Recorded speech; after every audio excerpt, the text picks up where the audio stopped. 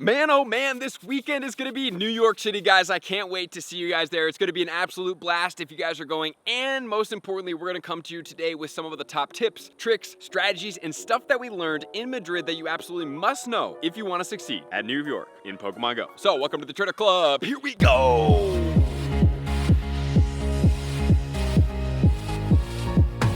Go Fest New York City. Drop in the comments and let me know who is going. I'm very excited about this. 2 announcements before we get into this video. Number 1, I will be at the meet and greet booth every single day at Randall Island from 10 until 12. So if you have the opportunity to stop by and see me, I would love to see you guys. Can't wait to do that. Number 2, also I'm doing another meetup. I don't know when I'm actually gonna play this game, but it's gonna be from 1:30 until 3:30 in Central Park at the Bethesda Pavilion or Fountain. You guys could search either of those locations. So we're gonna be meeting on the top of the pavilion. So the pavilion is kind of like this hallway underneath right by the fountain. We're gonna be on top. There's kind of like a rectangular cutout to be there, okay? So that's 1:30 to 3:30 on Friday, Saturday, and Sunday. And so we're gonna be raiding in Central Park for 2 hours. And there's gonna be a little bit of enhancement going down in that area. So I hope to see you guys there. And if you turn your game on Friday, you will be able to see that. All right, so that's all I can say right now. But man, it's gonna be a time to be there. And we're gonna do the intro, and goodness gracious, it's gonna be a lot of fun, man. I can't wait to see you guys out there. Okay, so let's get into some of the tips about New York City. So obviously it's going down on Friday, Saturday, and Sunday this weekend in New York City. So you're gonna have the citywide gameplay experience on your game day, and if you didn't buy the citywide gameplay experience, you're not gonna really get everything that's coming there. But if you did get the extra days, you can play in the city on the other 2 days that you are not gonna be playing at the park. So the park day will also come with a citywide gameplay day, and if you guys choose to, you could potentially not even go to the park and just play in the city. It really depends on what kind of situation you're looking to have on this day. And let's talk about the bonuses before we get into the tips. So the park hours are gonna go from 9 until 1 if you're in the morning time, or from 3 until 7 if you're in the afternoon time. So I would highly suggest that you guys did not get into the ferry or don't have a ticket. Please pre-order your ferries right now, because the ferry is gonna be the easiest way into and out of Randall Island to get you wherever you need to go. All right, so that's number 1. Also, you could take a cab, but I don't know if they've changed it, but last year you were not able to take a cab all the way till Randall Island, so you could take it to the bridge, and then you'd have to walk over that bridge, and then you have to get to Randall Island, which is a pretty good, decent walk, so about 20-25 minutes. And also you could take the subway from downtown all the way to basically that bridge, and then walk over the bridge once again. So those are the couple situations that you guys could do. Obviously you could even cab or Uber all the way to the bridge, but then you kind of have to get into the space where it's like, is there gonna be traffic? You know, because if there is traffic, the subway at least will get you past that traffic if it's bumper to bumper, and it is going to be the weekend of 4th of July, so I would expect it to be even crazier. So overall for the weekend, you're going to get half incubator distance. Lure modules would be 2 hours. There's going to be special 7-kilometer eggs. There's going to be up to 6 special trades per day, and when we were in Madrid, the trades cut off at 7 p.m. So I just want to make sure that you guys get these trades out of the way as soon as possible. Even if you don't have anybody that's lucky friends or whatever that situation is, please make sure to at least find a friend or somebody and just trade Pokemon to get those out of the way. That's going to help you out tremendously. The trade costs for Stardust is going to be a 50% reduction. You're going to get 9 additional raid passes, so if you don't do any raids on Thursday and you come to Friday, you are going to be able to raid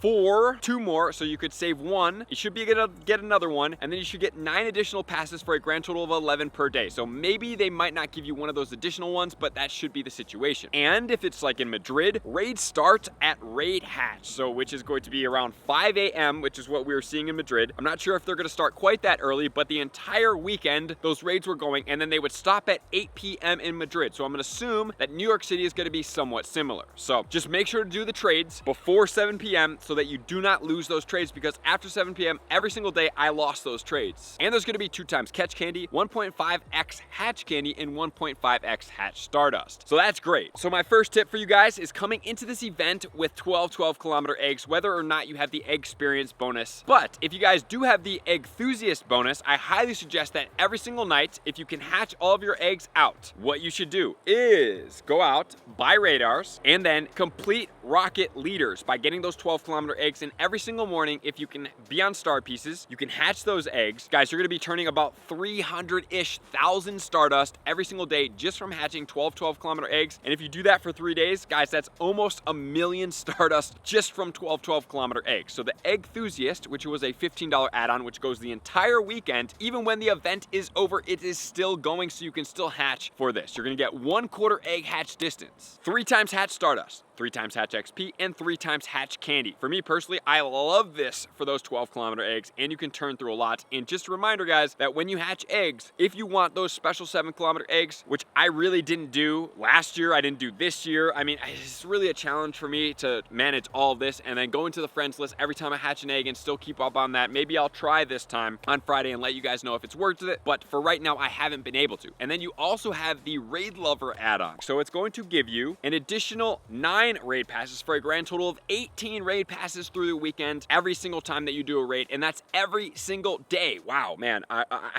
don't know how you guys don't want to do this one if you haven't, but you have to do this raid experience, man. It is amazing. Then additionally, you're gonna get an additional 5,000 XP per raid with a lucky egg. That's gonna give you a grand total of 30,000. You're gonna get 6 additional candy and 3 additional XL candy every single time that you complete a raid, and that is added right into the bonus. It's not if you catch it, it's in the bonus of when you complete the raid, which makes the XL candy, especially for things like Blacephalon, which I don't really want to raid for, or maybe things like Kartana that I just need a little bit of, or maybe things like Necrozma that are brand new. This is a massive bonus. So I would suggest if you guys need XP, maybe even you don't need XP, I lucky egg almost the entire weekend, because especially when I'm doing these raids, they go down very fast. The lobbies are at 12s. You get 30,000 XP right off the rip, and bam, guys, you guys are turning a ton of XP. So if you are in need, that's gonna be it. So those are all the tips around the bonuses and around the event day. All right, so now let's get into some other tips, which are one of my most important tips that I'm gonna give to you guys right now that I learned, unfortunately, through Madrid. So here we go. There's gonna be a research quest line, well, multiple of them going throughout the weekend. So obviously you're gonna have to do field research. There's gonna be like tons of things going on throughout the weekend. But mainly what I wanna give you guys an insight to is that there's research that's gonna lead you all the way into a Lunala or a Solgaleo choice. And here is gonna be what it looks like. So it's gonna give you Basking in Radiance or Hidden in the Umbra. Okay, so obviously Solgaleo is gonna be the sun, and then Lunala is gonna be the moon. So I thought, man, I've never done this before. Why don't I choose Lunala? Seems plausible, right? And then it's gonna kick me off into the research, which is going to be up here. So seems pretty simple and self-explanatory, all right? However, here's the thing. Whichever one of these you choose will lead you into the energy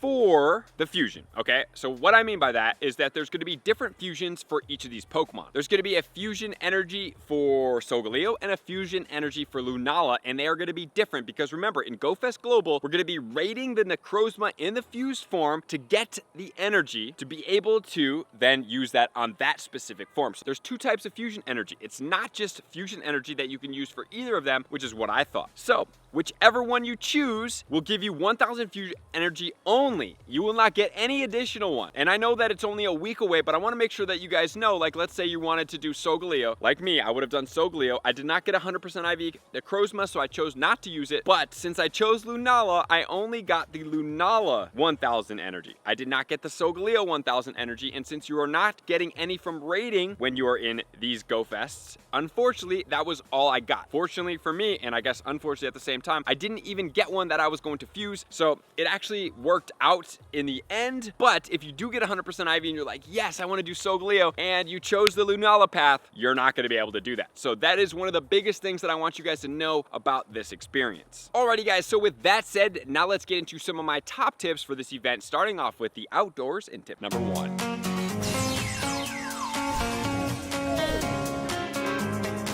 Tip 1 is all about what do you wear to this event? How are you going to master being out in the sweltering hot, which it looks like it's going to be in New York City. So what I do is I wear the long sleeves because clothing is the only really way for me not to get burnt. You're going to see me in a black hat. Reason being is I don't want to get burnt on my face. And then you're also going to see me with a shirt around my neck because I don't want to get burnt on my neck. All right, so if you guys can handle that, I highly suggest you do something like that to cover up because, man, the sun is going to be hot, it's going to be strong, and it is going to beat you up. Number 1. Number 2, I would suggest some type of poncho or maybe a head umbrella would be a better situation because it is looking like it's going to potentially rain on some of those days, and it is the summer in these areas, so there's a lot of humidity that comes into the air and it can rain down, and when that rain comes, man, your phone's going to get jacked up. So the best situation is you have an umbrella or a phone umbrella or a head umbrella or something along those lines that's going to help you out because even if if you put your phone in a plastic bag, which does work and you can still play through the plastic bag, it still gets slippery and it's a little bit of a challenge. So I want to make sure you guys are there, which is a second option. You could get a full umbrella, but man, that's really cumbersome to carry around, but I suggest you guys have that, and you can carry a poncho as well to help you stay dry. Further, we want to talk about our shoes, okay? So if you guys haven't got new shoes, if you're going to, now would be the time to do so, and you need to break those shoes in, because if you don't break those shoes in, man, that is going to really be challenging for you guys, and it's going to wreck your feet. So if you haven't and you're too close to the event and you don't have time to break them in, I would suggest probably not doing that. But if you can, this will work for you. Not only that, guys, I really suggest that you guys have a battery pack, number one, some type of backpack or fanny pack. If you have a backpack, you can do a camelback where you're going to refill your water. If you can bring electrolytes or even some high quality salt to put into that, and not just regular salt, some type of sea salt, that would be absolutely great. Or you could find an electrolyte mix. The one I like is from Pure Encapsulations. It's going to replenish your electrolytes and keep you sharp throughout the entire weekend. And then I also highly suggest that you guys bring some type of bars with you, like a Go Macro bar is one of my favorite ones because it does a lot. It is pretty pure, it's organic, and it's going to keep you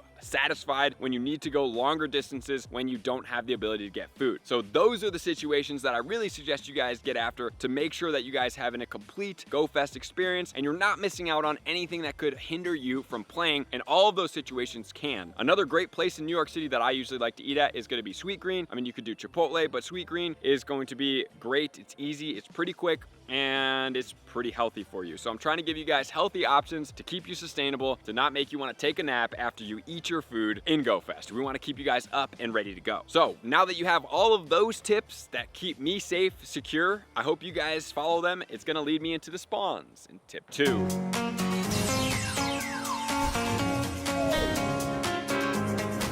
So when you're in the Go Fest Park experience, you're gonna have habitat. So I'm gonna give you all the habitat spawns, and just know that when you are in the citywide gameplay, you can get any of these spawns out in the city. So you can use this the same way that I am breaking it down by habitat. So when you're in the park, if you want something specific like a shiny, go to that habitat, hang out there until you get the shiny, and then move the habitat to somewhere else. However, when you're in the city, you don't really have that luxury. While yes, you can go ahead and check whichever you're gonna do, I would suggest that you guys just pretty much catch everything. So you are gonna have to make space in your bag. I would prefer that you guys have at least 1,000 space in your bag. If you can do it, 2,000 would be great if you're able to. And if you are a free-to-play player and you don't have any space, man, you're gonna have quite a tough time, because you have to manage that throughout the day. And then you're like, man, I really want to save, 300, 400 Pokemon from each day to be able to trade to get the XL candy, and you don't have that capacity. So I want to make sure you guys are on top of your bag, on top of your items. You guys are gonna need Ultra Balls and Great Balls, which is gonna be the best case scenario. In Madrid, a lot of the Pokemon were the same catch rates as the wild, so Lapras was very hard to catch. It was not fun. That's why I'm coming in with golden raspberries and silver pineapple berries, and I plan to just exhaust my bag. And when I did that in Madrid, I came out with a ton of red Pokeballs. So if you guys are using an auto catcher, which is another thing I highly recommend, a modified Pokemon Go Plus Plus for the time being is a fantastic thing to have. You can auto throw Great and Ultra Balls, and they can turn off the vibration, which really helps out quite significantly and is definitely going to be worth your time, especially when you're raiding. You'll be able to have that thing on in the background, and while using Great and Ultra Balls, that will allow you to make sure to catch more Pokemon, getting you more shiny, more Stardust, more candy in the background, because if you're going out raiding all day, you might as well catch as much as possible. And I got quite a few shinies on my raid days when I was in Madrid. All right, so with that said, let's start breaking down the spawns. In the Brilliant Skies habitat, you're getting Pidgey, Suncrown Pikachu, Doduo, Suncrown Eevee, Dratini, Skarmory, Pansear, Petalil, Archon, Rufflet, Furfrou in the natural form, and Jangamo-O. As far as a meta attacker, guys, the Dragonite is a great meta attacker, especially in the shadow form, but this is great to be able to get you XL candy or whatever you need for that. I would say the Furfrou is very important for the shiny because there's so many different form trim changes that coming out with multiple shiny Furfrous is going to be great to add that in there. As far as other meta attackers, pretty irrelevant, but Pidgey does have a Mega. Unfortunately, it gets beat out by quite a few different things, so now let's check out the PvP stats. Pidgeot in the Great League is ranked 31 at a 0-14-14. In the Ultra League, it's going to be ranked 8 with a 15-15-15. Then we have the Dragonair, which is going to be ranked 50 with a 1-15-15. And then in the Match League, it's going to be ranked 4. So that one's really valuable. And then we're going to have the Skarmory in the Great League, ranked 3 at a 0-15-14. And then in the Ultra League, ranked 22 at a 15-15-15. Then we have the Hakamo-O in the Great League at 33 with a 0-13-15. In the Great League for the Como-O is going to be ranked 54 at a 0-14-14. In the Ultra League, it's ranked 72 at a 0-11-14. And then in the 54 rank for the Master League. And then we're gonna go into the Ghostly Woods. Here we're gonna have the Alolan Rattata, the Mooncrown Pikachu, the Mooncrown Eevee, the Gligar, the Lunatone, the Cherim, the Golett, the Orange Flower Flabebe, Pancham, Phantom, Pumpkaboo, and the Oranguru. As far as meta attackers, unfortunately guys, we do not have anything super valuable here. So this one is gonna be a little bit more about PvP. But just remember guys, Pancham does not normally spawn in the wild, so if you do not have the shiny, this is a great habitat to go and sit in. And just as a reminder, the Eevees with the crowns are gonna be different in the first habitat and this habitat, so please make sure to try to get the shinies of the Sun and the Moon Crown, and they cannot evolve as of right now. In the Great League, the Gligar is going to be ranked 19 at a 0, 15, 12. The Gliscor is going to be ranked 84 at a 1, 15, 14, and in the Ultra League ranked 24 at a 0, 14, 15. Then we have the Florges in the Ultra League at a 0, 14, 15, and then in the Master League at rank 34. And then in the Great League, the Trevenant is going to be ranked 56 at a 0, 15, 15, and in the Ultra League at rank 41 at a 1, 15, 15, which then is going to move us to the third one, which is going to be the Poolside Cabana. Just as a reminder guys, the Randall Island Park is going to be set up like a big figure 8, so when you come in, more than likely you're going to hit right into the middle. If you take a right, it's going to have a smaller loop. If you take a left, it's going to have a bigger loop. So please make sure to visit all of those places and don't just sit in one area, because the first time I ever went there, I went just to the right where the content creator meet and greet was. I went around that little loop. I'm like, where are the rest of the spawns? And then I realized that you had to walk past that entry point onto the other side and then go around that big loop if it's set up the exact same. Here we're gonna get the Suncrown Pikachu, we're gonna get the Scarf Lapras, the Suncrown Eevee, the Chinchou, the Mantine, the Solrock, the Clamperl, the Finneon, the Ducklet, the Frillish, the Oricorio, which is going to be the Pau style, as well as the American one, which is going to be the Pom-Pom one, which I don't have. And the Oricorios are valuable because they are newer shinies and they're really location based, so you cannot get them outside of these Go Fest in this region. The Lantern is going to be ranked 26 in the Great League at a 0, 13, 14, and then in the Ultra League it's ranked 105 at all 15s. And the Jellicent is going to be ranked 39 in the Great League at a 1, 14, 14. And then in the Ultra League it's going to be ranked 26 at a 6, 14, 15. And let's not forget about the Mantine, that's going to be ranked 5 in the Great League at a 0, 15, 14. And then finally we have the Rugged Quarry habitat, which is going to be pretty cool because it is going to feature Tyrunt as well as Amora. So if you don't have either of those two pretty cool semi-rare shinies, this is a great time for you to get it. Here we're going to have the Mooncrown Pikachu, the Onix, the Eevee, the Sableye, the Beldum, the Shieldon, the Drillbur, the Dwelble, the Heatmore, the Tyrunt, the Amora, and the Carbink. And the Beldum is going to be a great meta attacker because of the regular Metagross, the Shadow Metagross, and eventually the Mega Metagross. Okay, so great Pokemon there. And the Carbink is a very valuable GBL Pokemon. In the Great League, we're going to have the Steelix at rank 40 at a 0, 14, 15. And then in the Ultra League at rank 35 at a 2, 15, 15, which a lot of XL candy. The Sableye in the Great League is going to be ranked 65 at a 0, 15, 15. We're going to have the Bastiodon in the Great League at rank 6 at a 0, 15, 14. We're going to have the Excadrill at rank 103 in the Master League. We have the Aurorus that's ranked 53 at a 0, 12, 13 in the Great League, ranked 44 in the Ultra League at 0, 15, 15. And the Carbink is going to be ranked 2 in the Great League at a 5, 15, 15. And then you guys are going to need to put that a lot of XL candy on that one, which then is going to lead us to the overall spawns, which is going to come from Incense. It's going to include the Klefki non-shiny and the unknowns of ADGHINTY,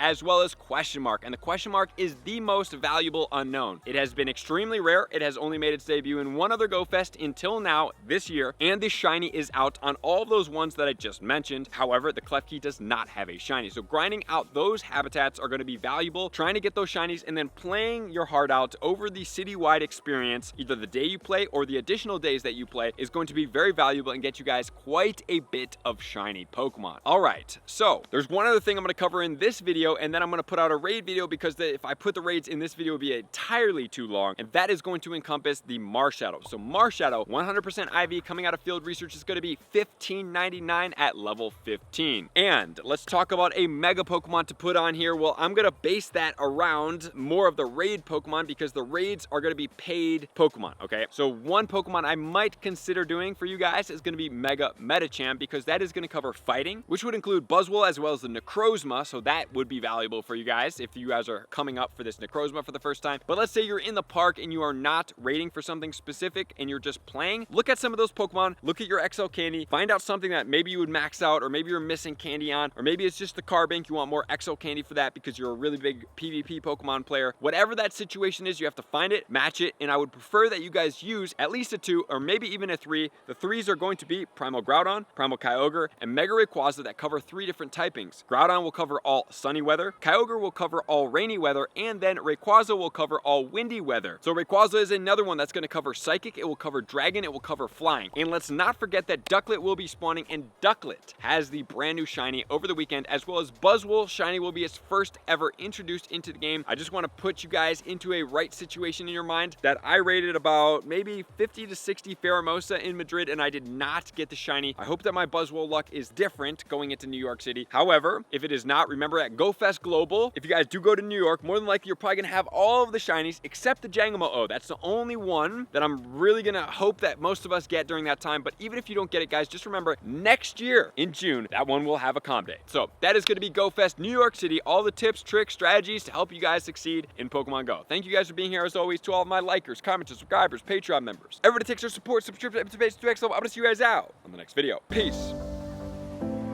I want to take this time to thank everybody who supports me in every facet. It means the world to me, and an extra special thank you to all my Patreons. I greatly appreciate the extra support to continue to allow me to pursue Pokemon Go full time, allowing me to create my daily video uploads in the most timely fashion for everyone's benefit. Plus, I get the amazing experience of sharing my creative processes behind the scenes and raiding all around the globe with select upper tiers. Thank you everybody for being a part of the Trainer Club. You all mean the absolute world to me, and I will see you guys out on the next video.